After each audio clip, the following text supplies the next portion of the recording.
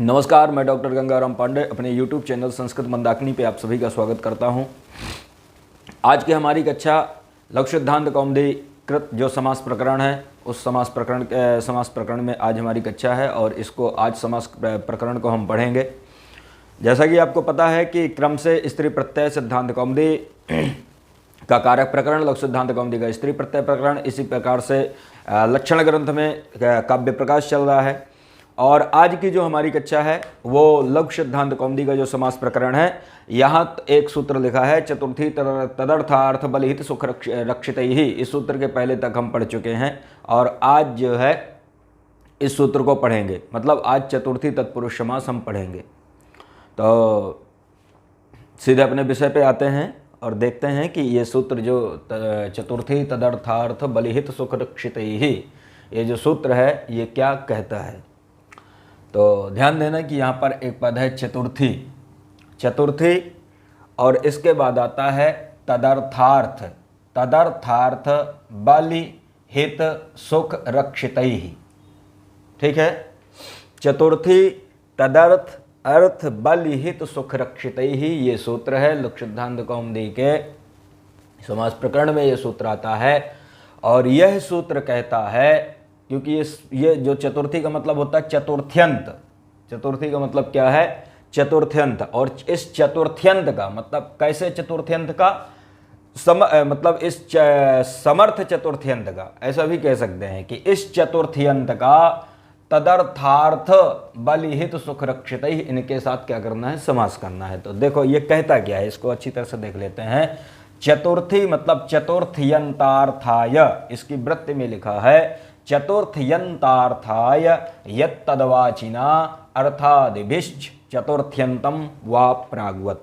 ठीक है, इसकी वृत्ति में है चतुर्थ्यंतार्थाय, मतलब ये होता है कि चतुर्थ्यंत का, चतुर्थ्यंत का, ठीक है, चतुर्थ्यंत शब्द का चतुर्थ्यंत, चतुर्थ्यंतार्थाय और चतुर्थ्यंत के लिए जो वस्तु, अर्थाय मतलब चतुर्थ्यंत के लिए जो वस्तु, तो चतुर्थ्यंत शब्द का और चतुर्थ्यंत के लिए जो वस्तु यत्तद्वाचिना, ऐसा जो तद्वाचक शब्द, ऐसा जो तद्वाचक शब्द, यत्तद्वाचिना ऐसा जो तद्वाचक शब्द, चतुर्थ्यंत का चतुर्थ्यंत के लिए जो वस्तु, यत्तद्वाचिना यत्तद ऐसा जो वाचक शब्द तद्वाचिना अर्थादिभिश्च, अर्थादिभिश्च का मतलब होता है ये अर्थ बलि हित सुख और रक्षित, इनसे आज अर्थादि के द्वारा, ये जो आदि ग्रहण है यहाँ पर, आदि के द्वारा ये जितने पद हैं अर्थ बलि हित सुख रक्षित ही,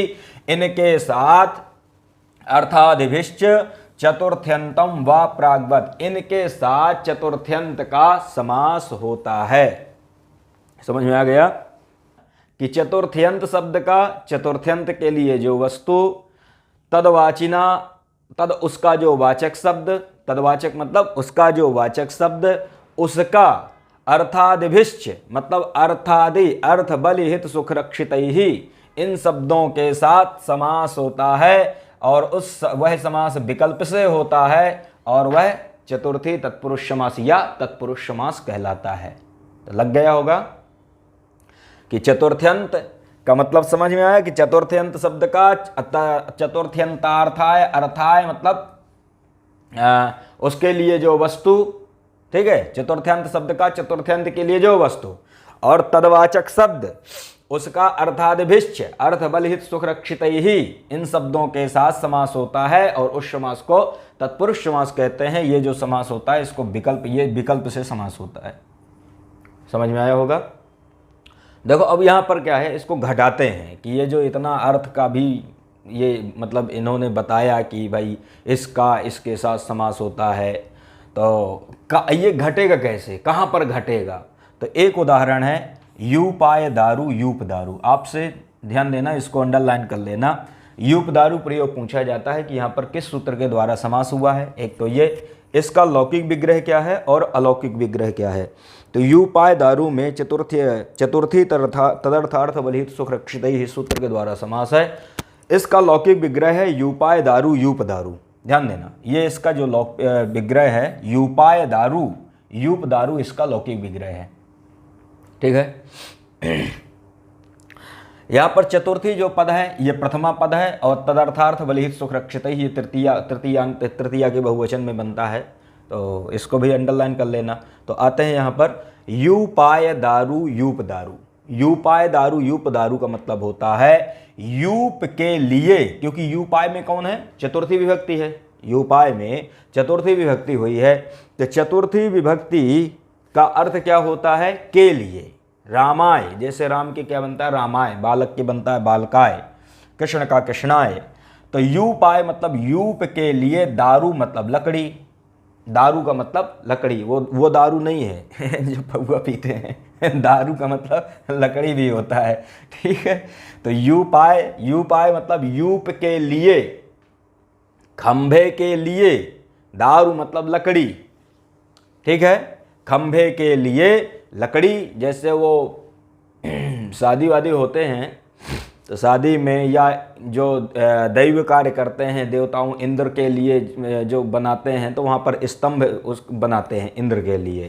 तो जो विवाह के मंडप में वो जो खंभा गड़ता है वो वही लगभग उसी को वही यूप दारू है, खंभे के लिए। तो वो खंभा बनाया जाता है लकड़ी का, तो उसके लिए क्या चाहिए हमको, दारू लकड़ी चाहिए, खंभा बनाने के लिए दारू लकड़ी की आवश्यकता है। तो अब देखो यहाँ पर यूपाय मतलब यूप के लिए, खंभे के लिए, दारू मतलब लकड़ी, खंभे के लिए लकड़ी, भाई खंभा बनाना है तो उसके लिए लकड़ी चाहिए हमको। तो चतुर्थ्यंतार्थाय, अब यहाँ पर ध्यान देना कि चतुर्थ्यंतार्थाय मतलब चतुर्थ्यंत शब्द का, चतुर्थ्यंत शब्द कौन है यहाँ पर, यूप है। चतुर्थ्यंत शब्द कौन है यहाँ पर, यूप है, क्योंकि यूप के लिए, खंभे के लिए लकड़ी। तो चतुर्थ्यंत शब्द कौन है, यूप है। चतुर्थ्यंत शब्द का चतुर्थ्यंत के लिए जो वस्तु, तो खंभे के यूप के लिए, तो जैसे यूप के लिए, तो चतुर्थ्यंत शब्द का, तो चतुर्थ्यंत कौन हुआ, यूप। अयूप का अर्थ क्या है, खंभा। यूप का अर्थ क्या है, खंभा, खंभे के लिए लकड़ी, दारू। तो चतुर्थ्यंत शब्द का चतुर्थ्यंत के लिए जो वस्तु, तदवाचक, ऐसा तदवाचक। तो चतुर्थ्यंत के लिए जो वस्तु, जैसे खंभे के लिए लकड़ी, यूप के लिए लकड़ी, तो उसके लिए जो तो शब्द आ जाएगा पेड़, क्योंकि लकड़ी कहाँ से मिलती है, पेड़ से मिलती है। तो चतुर्थ्यंत शब्द का चतुर्थ्यंत के लिए जो वस्तु, तो जो वस्तु चतुर्थ्यंत के लिए जो वस्तु क्या, पेड़। तदवाचक शब्द इसका जो है, तो जो दारू शब्द है, अर्थादिविश्य मतलब उसका जो अर्थ, तो खंभे के लिए क्या, तो लकड़ी। तो खंभे के लिए लकड़ी, तो इसका अर्थादि से अर्थ के द्वारा किसका ग्रहण हो जाएगा, दारू का ग्रहण हो जाएगा। अर्थ के द्वारा किसका ग्रहण हो जाएगा, दारू का, मतलब खंभे के लिए लकड़ी। तो ये यहाँ पर घट गया पूरा, और इसी के साथ क्या हो जाता है, समास हो जाता है। जब इसी के साथ समास होगा तो इसका क्या लौकिक विग्रह बनता है, यूपाय दारू यूप दारू। अलौकिक विग्रह कर लो, यूप गे दारू सु। समझ में आया, इसका अलौकिक विग्रह कर लो, यूप गे दारू सु।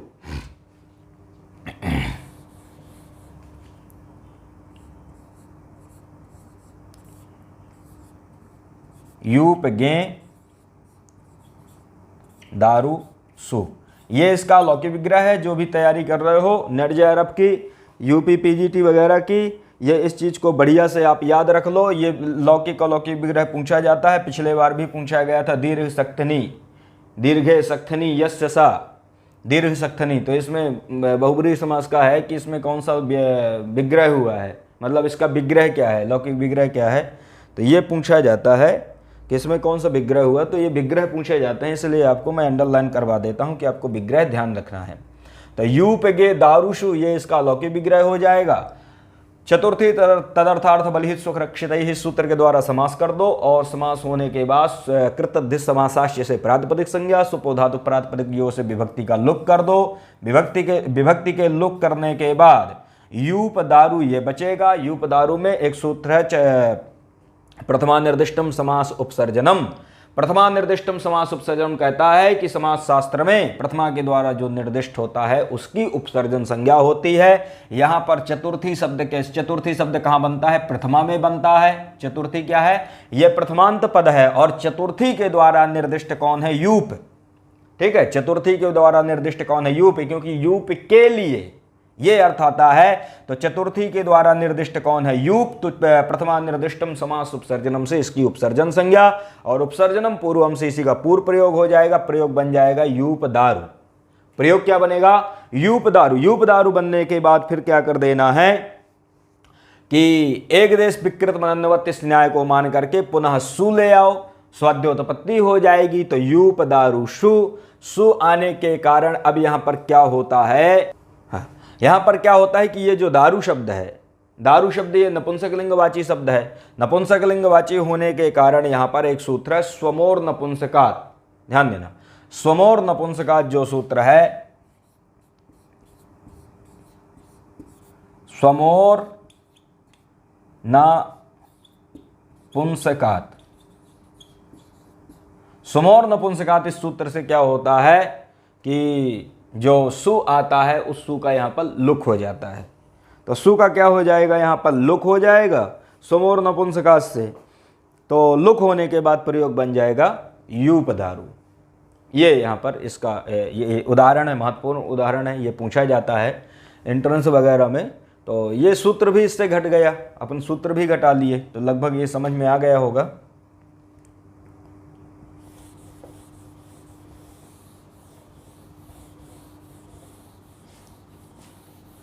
अब देखो अब क्या है, आगे क्या कहते हैं, इसको मैं मिटा दे रहा हूं चूंकि ये आपको समझ में आ ही गया। तो अब इसके बाद क्या कहते हैं आचार्य वरदराज, यहां पर कहना है कि तदर्थेन प्रकृति विकृति भाव एव इष्टः। तदर्थेन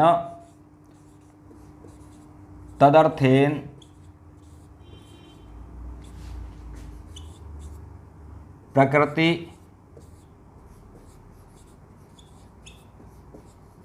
विकृति भाव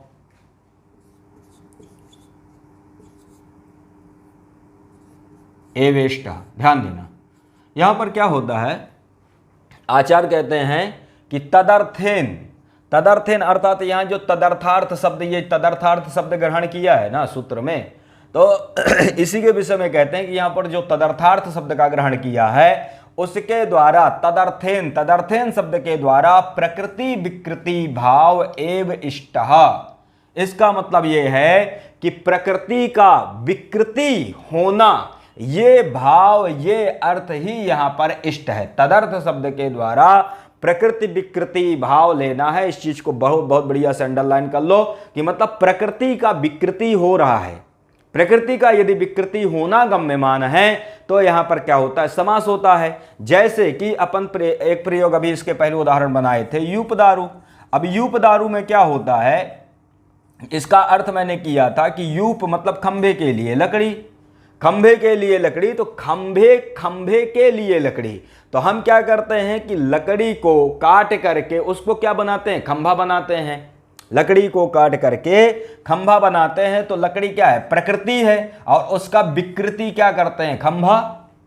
उसको काट करके क्या बनाते हैं? खंभा। तो प्रकृति का विकृति यदि गम्यमान है तो ही यहां पर वही अर्थ हमको इष्ट है। जैसे कि यूप दारू में खंभे के लिए लकड़ी, तो हम लकड़ी को क्या करते हैं? काट छांट करके बढ़िया उसको बना करके खंभा बनाते हैं। तो प्रकृति का विकृति भाव यहां पर है, इसलिए यहां पर क्या होता है? समास होता है। तो यहां पर कहते हैं कि तेन इहना रंधनाय स्थाली, तेन इहना रंधनाय स्थाली, तेनेह ना रंधनाय स्थाली। ध्यान देना, अब कहते हैं कि तेन इहना, तो प्रकृति विकृति भाव में ही ये समास इष्ट है। और यहां पर तेन इहना रंधनाय स्थाली में प्रकृति विकृति भाव नहीं है।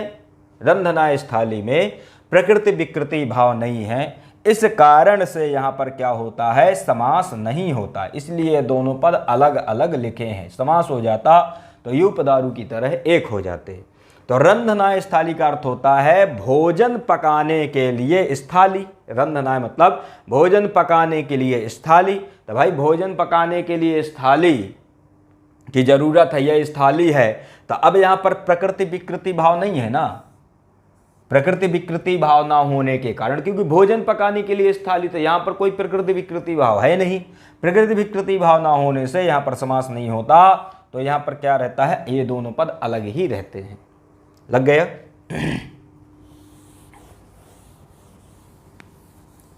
अब यहां पर एक वार्तिक आता है, बहुत महत्वपूर्ण वार्तिक है, इसके प्रयोग बनते हैं, इसको उदाहरण पूछे जाते हैं।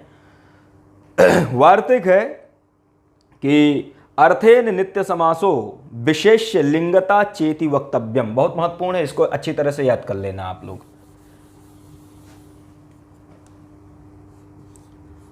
ये जो वार्तिक है ये लिंग का विधान करता है। वार्तिक है अर्थेन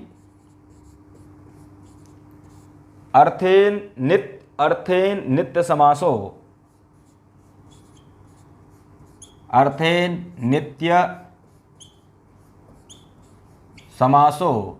नित्य समासो विशेष लिंगता चेति वक्तव्यम। विशेष्य लिंगता चेति वक्तव्यम। ध्यान देना, ये जो वार्तिक है, ये वार्तिक कहता है कि अर्थे नित्य समासो, मतलब अर्थ के साथ जो नित्य समास होता है, अर्थ के साथ नित्य समास होता है। अर्थ के साथ, अर्थेन यहाँ तृतीया है, अर्थेन मतलब अर्थ के साथ नित्य समास होता है। और विशेष लिंगता चेति वक्तव्यम, और विशेष मतलब विशेष के अनुसार लिंगता चेति वक्तव्यम मतलब लिंग का वक्तव्यम मतलब कथन होता है, या लिंग को कहना चाहिए। तो इसमें विशेषता ये है इस वार्तिक की कि ये कहता है कि अर्थेन अर्थ के साथ नित्य समास होता है। असमास होने पर जो समस्त पद होता है, समास होने के बाद जो समस्त पद बचता है उसका कौन सा लिंग हो, किस लिंग में, स्त्रीलिंग में प्रयुक्त हो या पुल्लिंग में प्रयुक्त हो अथवा नपुंसक लिंग में प्रयुक्त हो, तो ये कहते हैं कि विशेष लिंगता चेति वक्तव्यम, विशेष पद के अनुसार ही उस समस्त पद का लिंग होगा। क्योंकि क्या होता है, तत्पुरुष समास और द्वंद्व समास में एक सूत्र आता है पर्वत लिंगम द्वंद्व तत्पुरुषयोः, पर्वत लिंगम द्वंद्व तत्पुरुषयोः, ये सूत्र है। ये कहता है कि पर्वत का मतलब होता पर के समान पर्वत लिंगम लिंग होता है द्वंद्व तत्पुरुषयोः, द्वंद्व और तत्पुरुष समास में। तो द्वंद्व और तत्पुरुष समास में पर के समान मतलब पर बाद वाले शब्द का, पर शब्द का, द्वितीय शब्द का जो लिंग होगा वही समस्त पद का लिंग होता है तत्पुरुष समास और द्वंद्व समास में। ऐसी स्थिति आती है यहाँ पर। तो ऐसी स्थिति जब आती है तभी ये वार्तिक आ जाता है। ये कहता है भैया कुछ जगह छोड़ दो, हमको भी कुछ कर लेने दो। क्या कर लेने दो? तो कहता है कि अर्थे नित्य समासो, कि अर्थ के साथ नित्य समास होता है और विशेष लिंगता चेति वक्तव्यम, विशेष पद के अनुसार लिंग को कहना चाहिए और विशेष पद के अनुसार उसका लिंग होता है। तो एक चीज और ध्यान रख लो, चतुर्थी तदर्थार्थ बलिहित सुख रक्षित ही, ये जो सूत्र है ये सूत्र विकल्प से समास करता है। ये सूत्र विकल्प से समास करता है, उसी के लिए यहां पर नित्य समास शब्द आया। नित्य समास का मतलब ये है, कोई अलग से चीजें नहीं जुड़ी। पूर्व का सूत्र विकल्प से कर रहा था, ये जो वार्तिक आ गया इसने कहा कि नित्य से समास होगा, अर्थ शब्द का नित्य से समास होगा, मतलब ये विकल्प से समास नहीं करता, ये नित्य से समास करता है और विशेष पद के अनुसार उसका लिंग का कथन होता है या लिंग को कहना चाहिए।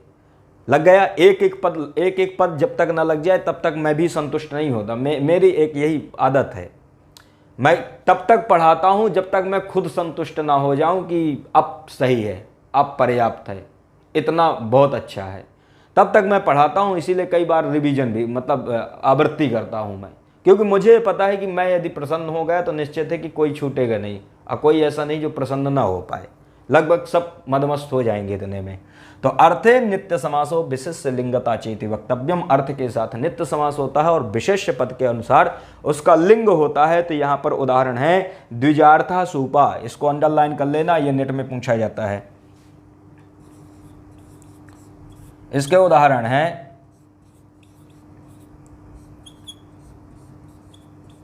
द्विजार्थः सूपः। समझ आए? आपका ये मुख्य प्रयोग है। जैसे कि नेटवर्क वगैरह एग्जाम जितने होते हैं मैंने देखा है इसको, यहाँ पर ऐसे पूछेगा कि द्विजार्थः का लौकिक विग्रह क्या है, या द्विजार्थः का अलौकिक विग्रह क्या है, या यहाँ पर किस सूत्र के द्वारा समास हुआ है। इस प्रकार से कुछ क्वेश्चन हैं जो बनते हैं। तो यहाँ पर क्या होता है कि बहुत अच्छी तरह से इसको नोट कर लेना आप लोग अपनी कॉपी में। द्विजार्था सूपा मतलब द्विज के लिए, ब्राह्मण के लिए, सूप मतलब दाल, इसका अर्थ है ब्राह्मण के लिए दाल। तो द्विजार्था का इसका लौकिक विग्रह होगा द्विजाय अयम, अंडरलाइन कर लो, द्विजाय अयम, द्विजाय अयम।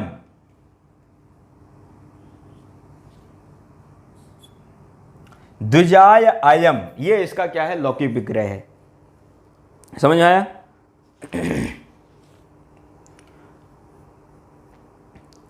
ये इसका क्या है, द्विजाय अयम, इसका लौकिक विग्रह है। इसको बढ़िया से आप नोट कर लो, द्विजाय अयम। तो द्विजाय अयम इसका लौकिक विग्रह है, और द्विजाय में कौन सी विभक्ति है, चतुर्थी विभक्ति है। तो इसमें आ जाएगा अलौकिक विग्रह में द्विजगे अर्थसु, द्विज गे अर्थ सु। समझ में आया? इसका अलौकिक विग्रह हो जाएगा द्विज गे अर्थसु, क्योंकि द्विज में चतुर्थी है तो चतुर्थी का यहाँ विभक्ति है गे, गे भ्याभ्यस। तो द्विज गे अर्थसु, ये इसका क्या हो जाएगा, अलौकिक विग्रह हो जाएगा। इसका अर्थ है ब्राह्मण के लिए सूप। अलौकिक विग्रह होने के बाद अर्थ है नित्य समासो विशेष लिंगता चेति वक्तव्यम, इसकी सहायता से चतुर्थी तदर्थार्थ बलि सुरक्षित सूत्र के द्वारा समास हो जाता है। तो यहाँ पर क्या होता है, समास होने के बाद कृतध्य समासाच्च से प्रातिपदिक संज्ञा, सुपोधातु प्रातिपदिक योग से विभक्ति का लुक कर दो। विभक्ति का लुक कर दोगे तो प्रयोग बचेगा द्विज अर्थ। द्विज अर्थ और चतुर्थी के द्वारा निर्दिष्ट कौन है, द्विज, क्योंकि द्विजाय में क्या है, चतुर्थी, और चतुर्थी क्या है, प्रथमांत पद है। तो चतुर्थी के द्वारा निर्दिष्ट कौन है, द्विज गे। इस द्विज गे का क्या कर देना है, द्विज का क्या कर देना है, प्रथमा निर्दिष्टम समास उपसर्जनम, इस सूत्र के द्वारा उपसर्जन संज्ञा, उपसर्जनम पूर्व से पूर्व प्रयोग, प्रयोग बचेगा द्विज अर्थ। प्रयोग क्या बचेगा, द्विज अर्थ, और मिला दोगे तो बन जाएगा द्विजार्थ। यहीं पर क्या कर देना है कि द्विजार्थ मतलब द्विज के लिए, तो द्विज के लिए क्या, तो कहते हैं सूप। सूप मतलब दाल। तो सूप जो पद है ये पुल्लिंगवाची पद है। सूप कैसा पद है, पुल्लिंगवाची पद है, और ये क्या है, विशेष पद है, ये विशेषण है। द्विजार्थ जो है, द्विजार्थ विशेषण है और सूप विशेष्य है, ये विशेषण है, ये विशेष्य है। अब ये जो वार्तिक है इसको घटा लो कि अर्थे नित्य समासो, कि अर्थ के साथ नित्य समास होता है, तो ये अर्थ है और इस अर्थ के साथ नित्य समास हुआ है, मतलब विकल्प का रूप नहीं बनता। अर्थ के साथ नित्य समास होता है और विशेष्य के अनुसार उसका लिंग होता है। तो विशेष्य क्या है, सूप है। विशिष्ट पद, विशिष्टवाची पद क्या है, सूप के। ब्राह्मण के लिए सूप, ब्राह्मण के लिए दाल, ब्राह्मण के लिए दाल, खीर लिख देते यार दाल पूड़ी यही सब खिलाते हैं ब्राह्मण को। तो ब्राह्मण के लिए सूप, ब्राह्मण के लिए दाप। सूप जो है ये विशेषवाची पद है। विशेषवाची पद होने के कारण जो समस्त पद है, द्विजार्थ जो समस्त पद है, इसमें पुल्लिंग हो जाता है, क्योंकि ये पुल्लिंग का है। तो समस्त पद का जो लिंग है वो हो जाएगा पुल्लिंग, तो बन जाता है द्विजार्थ। सु आएगा और उत्तर विसर्ग हो जाएगा, बन जाएगा द्विजार्थ। तो ये लग गया, ये किसका है, पुल्लिंग का है। उदाहरण इसी तरह से स्त्रीलिंग का उदाहरण, यहां पर स्त्रीलिंग का उदाहरण क्या है, हाँ, द्विजार्था यवागु और द्विजार्थम पयः।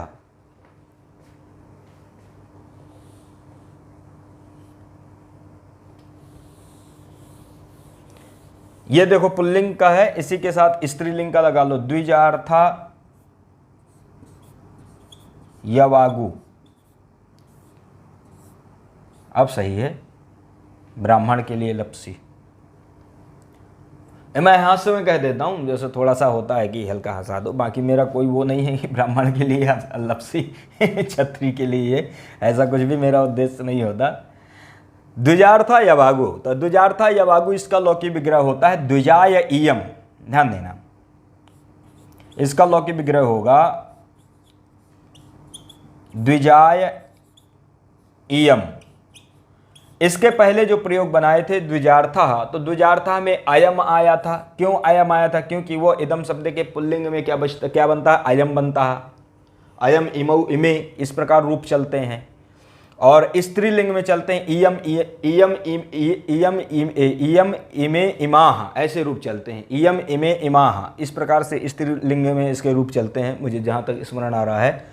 तो इयम इमे इमाह ये स्त्रीलिंग में बनता है इदम शब्द के। तो इसीलिए क्या करते हैं, यवागु जो शब्द है ब्राह्मण के लिए लपसी, तो यवागु शब्द स्त्रीलिंगवाची शब्द है। ठीक है, यवागु शब्द स्त्रीलिंगवाची शब्द है। तो यवागु शब्द स्त्रीलिंग होने के कारण ये क्या है? विशेष पद है।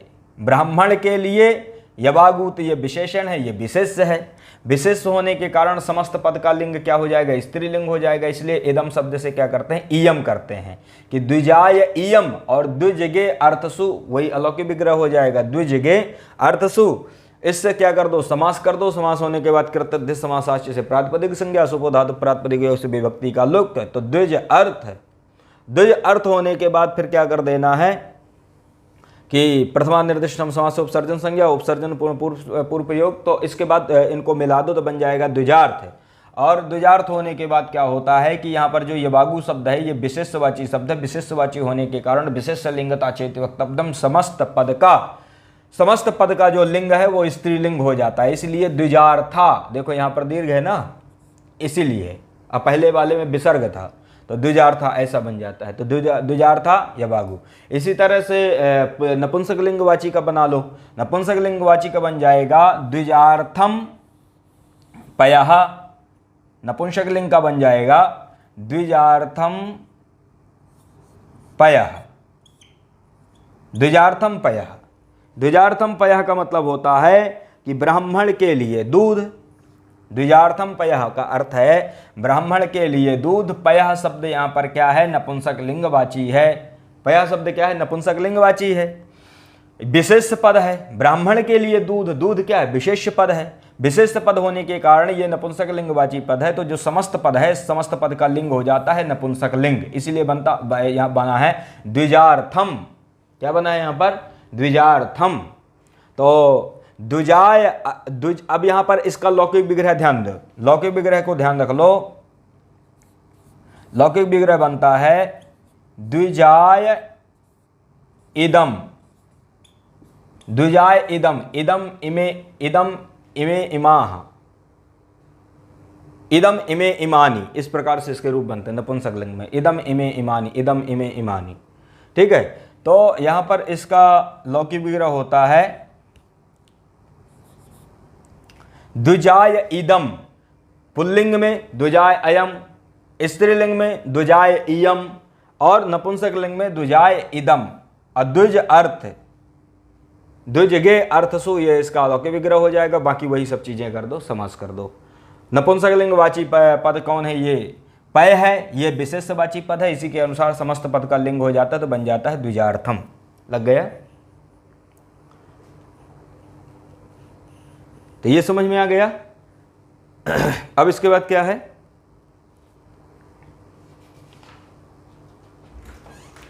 इसके बाद कहते हैं, यहां पर कुछ और उदाहरण है, बहुत महत्वपूर्ण उदाहरण है। इसके बाद कहते हैं कि अब ये तो देखो, ये हो गया किसका? अर्थ का हो गया, चतुर्थ्यंत का अर्थ जो शब्द है उसके साथ समास हो गया। अर्थ के बाद फिर बलि, हित, सुख और रक्षित, इन शब्दों के साथ समास कर देना है। तो जैसे बलि का उदाहरण है भूतेभ्यो बलि भूत बलि, भूतेभ्यो, भूतेभ्यो बलि भूत बलि, इसको बढ़िया से अंडरलाइन कर लेना। भूतेभ्यो बलि भूत बलि, भूतेभ्यो बलि भूत बलि का मतलब होता है भूतों के लिए बलि। जो यज्ञ कराते हैं, जैसे अनुष्ठान महामृत्युंजय वगैरह होते हैं, तो महामृत्युंजय में क्या होता है कि वहाँ पर क्षेत्रपाल की बलि दिया जाता है। जैसे जो लोग करवाए होंगे, ब्राह्मण विशेष रूप से जानते हैं कि जब महामृत्युंजय या कोई भी यज्ञ होता है, कोई जाप होता है, तो वहाँ पर जो क्षेत्रपाल होते हैं, 10 दिक्पाल होते हैं, उन 10 दिक्पालों के लिए, क्षेत्रपालों के लिए क्या करते हैं, बलि देते हैं। और भी सबके लिए, लगभग नवग्रह के लिए, इन सबके लिए बलि दी जाती है। तो उस समय क्या होता है, पापड़ में दही और उसको उड़द की दाल, इस प्रकार से दीपक और उसमें जो तो कुछ चीज़ें और रखी जाती हैं, उनको रख के उनकी बलि दी जाती है। बलि का मतलब यहाँ पर ये नहीं है कि पशु को काट दो, बलि का मतलब ये नहीं है। बलि का मतलब ये है कि उनको देवताओं को बलि दी जाती थी। जो दिक्पाल और पंच लोकपाल, 10 दिक्पाल, इस प्रकार से जो क्षेत्रपाल जो देवता हैं, जो क्षेत्र की रक्षा करते हैं। भाई किसी के घर में समस्या है तब तो जाप करा रहा है, महामृत्युंजय करा रहा है। समस्या है कोई तो हालांकि बहुत मतलब कुछ खुशी से भी करा सकते हैं, लेकिन ज़्यादातर तो यही होता है कि जो परेशान होता है वो जाप करवाता है। तो अब वहाँ पर क्या होता है कि जो क्षेत्रपाल होता है, क्षेत्रपाल को बलि दी जाती है कि भाई हमारे घर में जो भी समस्या है, जो मतलब बाधा है, किसके कारण ये बाधा है, कौन ऐसी नकारात्मक ऊर्जा है जिसके कारण ये बाधा उत्पन्न हुई है। तो उसके लिए क्या करते हैं, क्षेत्रपाल को जब यज्ञ का अंतिम दिन होता है, वहाँ पर उसको देते हैं बलि। अब बलि में देते हैं पापड़। पापड़ में मैंने कराया है, बहुत लंबे टाइम तक मैंने अनुष्ठान कराया है, यज्ञ कराया है बहुत लंबे टाइम तक, मतलब 7-8 साल। 12वीं के बाद, उत्तर मध्यमा द्वितीय वर्ष होने के बाद बहुत लंबे टाइम तक मेरा ये चला। तो ये भी चलता था, साथ में अनुष्ठान यज्ञ भी कराते थे। तो पापड़ में उड़द की दाल, दही, दीपक ये रखा जाता था और उनको बलि दिया जाता मंत्रों से। तो ये भूतेभ्यो बलि भूत बलि, भूतों के लिए बलि। तो यहाँ पर क्या, वो भूत नहीं है, भूत प्रेत ठीक है यहाँ पर भूतेभ्यो में कौन सी विभक्ति है, चतुर्थी है। भूतभ्यस चतुर्थी के बहुवचन में बनता है भूतेभ्यो। तो भूतभ्यस बलिसु, इसका अलौकिक विग्रह कर लो, भूत भ्यस और बलिसु। तो भूत भ्यस बलिसु में क्या होता है कि अब यहां पर देखो, सूत्र है चतुर्थी तदर्थार्थ बलि सुरक्षित है। इस सूत्र के द्वारा यहां पर समास हो जाएगा।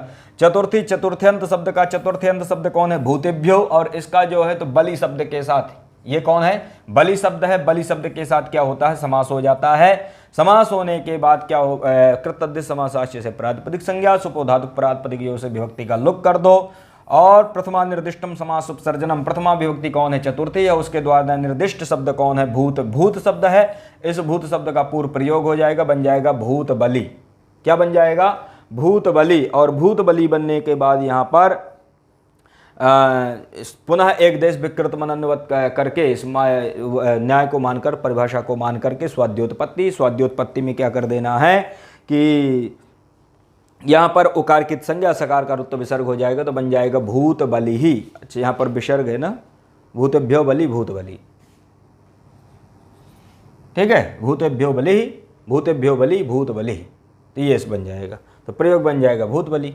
इसी के साथ बलि शब्द का हो गया। बलि शब्द के बाद हित का आया, तो हित का जो तो इसका हो जाएगा सुखेभ्यो हितम सुख हितम, सुखेभ्यो हितः सुख हितः। हित शब्द के साथ यहाँ पर चतुर्थ्यंत का हित शब्द के साथ समास होता है, तो प्रयोग बनता है, अच्छा, गोहितम, गोहितम गो सुखम गो रक्षितम। तो हित शब्द के साथ हो जाएगा गोभ्यो हितम गोहितम। ध्यान देना, गोभ्यो हितम गो हितम, गोभ्यो हितम गो हितम, गोभ्यो हितम गो हितम। तो गोभ्यो हितम गो हितम, यहाँ पर ये मतलब चतुर्थ्यंत का हित शब्द के साथ समास है। चतुर्थ्यंत कौन है, गोभ्या, हित शब्द के साथ समास है, तो गोभ्यो हितम गो हितम। और गोभ्यो तो यहाँ पर चतुर्थी के बहुवचन में बनता है, तो गोभ्यस हितसु, गो भ्यस हितसु, गोभ्यस हितसु, ये इसका अलौकिक विग्रह हो जाएगा। फिर वही समास कर दो, समास होने के बाद विभक्ति का लुक हो जाएगा। सुबह धातु प्रातिपदिक यो से कृतज्ञ समास अच्छे से प्रातिपदिक संज्ञा कर लेना। और प्रथमा निर्दिष्टम समास उपसर्जनम से प्रथमा के द्वारा चतुर्थी के द्वारा निर्दिष्ट है, क्योंकि गोभ्या ये चतुर्थी में बनता है, इसकी उपसर्जन संज्ञा गोहित। गोहित बनने के बाद यहाँ पर क्या कर देना, सु को क्या कर देना, अमादेश कर देना। सु को जब अमादेश कर दोगे तो प्रयोग बन जाएगा गोहितम। लग गया, गोहितम। तो ये हो गया हित शब्द के साथ। हित शब्द के बाद आता है सुख शब्द के साथ। तो सुख शब्द का उदाहरण क्या है, गो सुखम। हाँ, गो सुखम। तो अब यहां पर क्या कर देना है, गो सुखम को हो जाएगा गोभ्यो सुखम गो सुखम। गोभ्यो सुखम गो सुखम, यहां पर इसका समास हो जाएगा गोभ्य सुखम गो सुखम। गोभ्यो सुखम या गोभ्यो सुखम गो सुखम, ये इसका अलौकिक विग्रह हो जाएगा। और वही गोभ्यस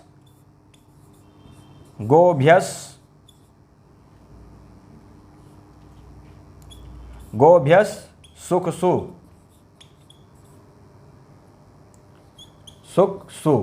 तो गोभ्यस सुख सु ये अलौकिक विग्रह हो जाएगा। बाकी वही कर दो सारी चीजें। सु आएगा, सु को अमादेश कर देना, क्योंकि बार बार प्रक्रिया वही दोहराई जाती है। एक बार तैयार कर लो, बाकी सब वही लगता जाएगा। तो सु आएगा, सु को अमादेश कर देना, तो बन जाएगा गोभ्यो सुखम गो सुखम। ये उदाहरण है, ये पूछा जाता है गो सुखम।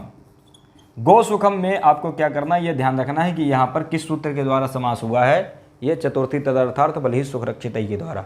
इसी तरह से गोभ्यो, इसके बाद रक्षित शब्द के साथ समास है चतुर्थी अंत का। तो रक्षित शब्द के साथ है गो रक्षितम। तो गोभ्यो रक्षितम गो रक्षितम आ जाएगा। गोभ्यो रक्षितम, गोभ्यो रक्षितम गो रक्षितम, गो रक्षितम, गोभ्यो रक्षितम गो रक्षितम। ध्यान देना, गोभ्यो रक्षितम गो रक्षितम, यह यहां पर क्या है, समास है। तो गोभ्यो रक्षितम गो रक्षितम ये लौकिक विग्रह है। तो यहां पर गो चतुर्थ्यंत शब्द का रक्षित शब्द के साथ, ये अंतिम उदाहरण है इसका। रक्षित शब्द के साथ समास है। चतुर्थ्यंत शब्द कौन है, गो है। इसका रक्षित शब्द के साथ समास कर दो तो बन जाएगा लौकिक विग्रह गोभ्यो रक्षितम गो रक्षितम। ये इसका मुख्य उदाहरण है। और गोभ्यस रक्षित सु, क्योंकि गोभ्या में क्या चतुर्थी का बहुवचन है, तो चतुर्थी के बहुवचन में विभक्ति आएगी गोभ्यस रक्षित सु। और तदा चतुर्थी तदर्थार्थ बलहि सुख रक्षित, इसके द्वारा समास कर दो। समास होने के बाद कृतध्य समासाच्य से प्रातिपदिक संज्ञा, सुबोधातु प्रातिपदिक यो से विभक्ति का लुक होने के बाद प्रथमा निर्दिष्टम समास उपसर्जनम, इस सूत्र के द्वारा उपसर्जन संज्ञा। उपसर्जनम पूर्वम से गो का पूर्व प्रयोग कर दो, तो गो रक्षित सु को सु आएगा स्वाद्योतपत्ति करके, और स्वाद्योतपत्ति करके जो सु आएगा उसको अमादेश कर दो, बन जाएगा गो रक्षितम। तो ये हो गए चतुर्थी के उदाहरण, यहां तक हो गए पूरे। आज की कक्षा को अब यहीं पर समाप्त करते हैं और मिलते हैं फिर एक नई कक्षा में। इसी के साथ नमो नमः।